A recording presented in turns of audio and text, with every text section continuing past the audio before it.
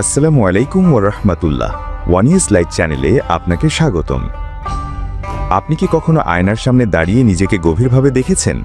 আপনার চেহারা, আপনার আঙুলের ছাপ, যা পৃথিবীর আর কারো সাথে মেলে না। ভেবে দেখেছেন কি, কে সেই মহান সত্তা যিনি আপনাকে এমন নিখুঁত ও অনন্য আকৃতি দিয়েছেন?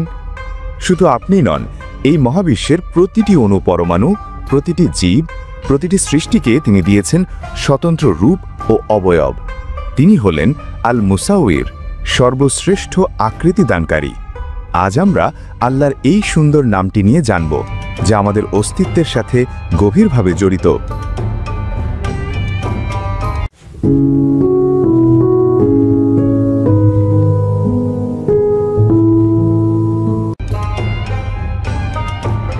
আল মুসাউইর শব্দটি আরবি সৌরা থেকে এসেছে, যার অর্থ হল আকৃতি, রূপ বা অবয়ব। আল মুসাউইর হলেন সেই সত্তা যিনি প্রত্যেক সৃষ্টিকে তার নিজস্ব ও অনন্য আকৃতি দান করেন। তিনি কেবল বাহ্যিক রূপই দেন না, বরং প্রত্যেক সৃষ্টির জন্য একটি নির্দিষ্ট উদ্দেশ্য ও পরিকল্পনা অনুযায়ী তাকে গঠন করেন। তিনি মাতৃগর্ভের অন্ধকারে এক ফোঁটা পানি থেকে শুরু করে আমাদেরকে দিয়েছেন চোখ, কান, নাক, হাত, পা এবং এক অতুলনীয় চেহারা। তিনি এমন এক নিপুণ শিল্পী যার সৃষ্টিতে কোনো খুঁত নেই। আল্লাহ তাআলা তার সৃষ্টির প্রক্রিয়ায় নিজেকে তিনটি নামে পরিচয় দিয়েছেন: আল খালিক, সৃষ্টিকর্তা; আল বারি, উদ্ভাবনকর্তা; এবং আল মুসাউইর, আকৃতি দানকারী। তিনি প্রথমে সৃষ্টির পরিকল্পনা করেন, আল খালিক, তারপর তা অস্তিত্বে আনেন, আল বারি, এবং সবশেষে তাকে নিখুঁত ও সুন্দর আকৃতি দান করেন, আল মুসাউইর। এই চমৎকার নামটি পবিত্র কুরআনে স্পষ্টভাবে উল্লেখ করা হয়েছে। আল্লাহ তাআলা বলেন, হুয়াল্লাহুল খালিকুল বারিউল মুসাউবিরু লাহুল আসমাউল হুসনা ইউসাব্বিহু লাহু মা ফিস সামাওয়াতি ওয়াল আরদি ওয়া হুয়াল আজিজুল হাকীম। অর্থ, তিনি আল্লাহ, স্রষ্টা, উদ্ভাবনকর্তা, আকৃতি দানকারী। তার রয়েছে সুন্দর নামসমূহ।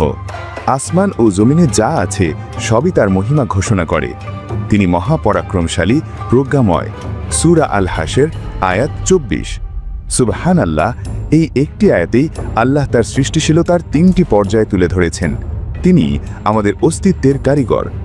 আল্লাহ কিভাবে আমাদের সবচেয়ে বেশি সুন্দর আকৃতিতে সৃষ্টি করেছেন সে সম্পর্কে তিনি বলেন, আল্লাহুল্লাযী জাআলা লাকুমুল আরদা কারারুন ওয়াস সামাআ বিনাআ ওয়া সাওয়ারাকুম ফাআহসানা সুওয়ারাকুম ওয়া রাযাকাকুম মিনাত তাইয়্যিবাত যালিকুমুল্লাহু রাব্বুকুম ফাতাবারাকাল্লাহু রাব্বুল আলামিন। অর্থ, আল্লাহ যিনি তোমাদের জন্য জমিনকে স্থিতিশীল করেছেন এবং আসমানকে করেছেন ছাদ, আর তিনি তোমাদেরকে আকৃতি দিয়েছেন, অতঃপর তোমাদের আকৃতিকে সুন্দর করেছেন, এবং তিনি পবিত্র বস্তু থেকে তোমাদেরকে রিজিক দান করেছেন। তিনি আল্লাহ তোমাদের রব। সুতরাং সৃষ্টিকুলের রব আল্লাহ কত বরকতময়। সূরা গাফির আয়াত ৬৪। শুধু তাই নয়, মাতৃগর্ভের সেই অন্ধকার প্রকোষ্ঠে তিনি কিভাবে তার শিল্পকর্ম চালান তা শুনলে অবাক হতে হয়। ওয়াল্লাযী ইউসাউওয়িরুকুম ফিল আরহামি কাইফা ইয়াশাউ লা ইলাহা ইল্লা হুয়াল আজিজুল হাকীম। অর্থ, তিনি সেই সত্তা যিনি তোমাদেরকে মাতৃগর্ভে নিজের ইচ্ছামতো আকৃতি দান করেন। সূরা আলী ইমরান আয়াত নম্বর ৬। রাসূলুল্লাহ সাল্লাল্লাহু আলাইহি ওয়াসাল্লাম আমাদেরকে শিখিয়েছেন কিভাবে এই মহান আকৃতি দানকারীর প্রতি কৃতজ্ঞ থাকতে হয়।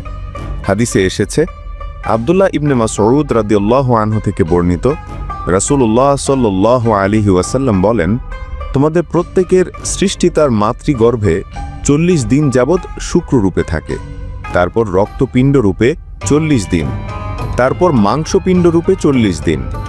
অতঃপর আল্লাহ একজন ফেরেশতা প্রেরণ করেন। সেই ফেরেশতাকে ৪টি বিষয়ে লিখে দেওয়ার নির্দেশ দেওয়া হয়: তার রিজিক, তার আয়ু, তার আমল এবং সে ভাগ্যবান না দুর্ভাগা। সহিহ আল বুখারী হাদিস নাম্বার ৩২০৮। এই হাদিসটি আমাদের মনে করিয়ে দেয় যে আমাদের বাহ্যিক আকৃতির পাশাপাশি আমাদের ভাগ্য সেই মহান আল মুসাউইর নির্ধারণ করে দিয়েছেন। আরেকটি হাদিসে যারা আল্লাহর এই সৃষ্টির অনুকরণ করার চেষ্টা করে তাদের জন্য কঠিন শাস্তির কথা বলা হয়েছে। রাসূলুল্লাহ সাল্লাল্লাহু আলাইহি ওয়াসাল্লাম বলেন, কিয়ামতের দিন সেসব লোকের সবচেয়ে কঠিন শাস্তি হবে যারা আল্লাহর সৃষ্টির মতো করে কোনো আকৃতি তৈরি করে। সহিহ আল বুখারী হাদিস নাম্বার 5950। এই হাদিসটি প্রমাণ করে যে আকৃতি দানের ক্ষমতা একমাত্র আল্লাহ তাআলারই। তিনি অদ্বিতীয় এবং তার কাজে কোনো অংশীদার নেই। তাহলে যখন আমরা আল মুসাউয়ির নামটি স্মরণ করি তখন আমাদের কি করণীয়? 1. আল্লাহর প্রতি কৃতজ্ঞ হওয়া। তিনি আমাদের যেই চেহারা, যেই স্বাস্থ্য, যেই অবয়ব দিয়েছেন তার জন্য মন থেকে বলা আলহামদুলিল্লাহ। নিজের চেহারা বা শারীরিক গঠন নিয়ে কখনো হীনমন্যতায় না ভোগা, কারণ আমরা সর্বশ্রেষ্ঠ শিল্পীর এক একটি মাস্টারপিস। 2. বিনয়ী হওয়া। আমাদের সৌন্দর্য বা শক্তি নিয়ে অহংকার না করা, কারণ এর কিছুই আমাদের নিজের অর্জন নয়, সব কিছুই তার দান। 3. তার কাছে দোয়া করা। আমরা দোয়া করতে পারি, ইয়া মুসাউয়ির, হে আকৃতি দানকারী, আপনি যেমন আমার বাহ্যিক আকৃতিকে সুন্দর করেছেন তেমনি আমার চরিত্রকেও সুন্দর করে দিন। আসুন আমরা আমাদের সৃষ্টিকর্তার এই সুন্দর নামটি নিয়ে চিন্তা করি এবং তার প্রতি কৃতজ্ঞতার সেজদায় নত হই। ভিডিওটি ভালো লাগলে লাইক করুন, আপনার বন্ধুদের সাথে শেয়ার করে এই সুন্দর বার্তাটি ছড়িয়ে দিন এবং ওয়ানিয়াস লাইট চ্যানেলের সাথে থাকতে সাবস্ক্রাইব করুন। আল্লাহ আমাদের সবাইকে তার পরিচয় জানার ও মানার তৌফিক দান করুন। আমিন। আসসালামু আলাইকুম ওয়া রাহমাতুল্লাহ।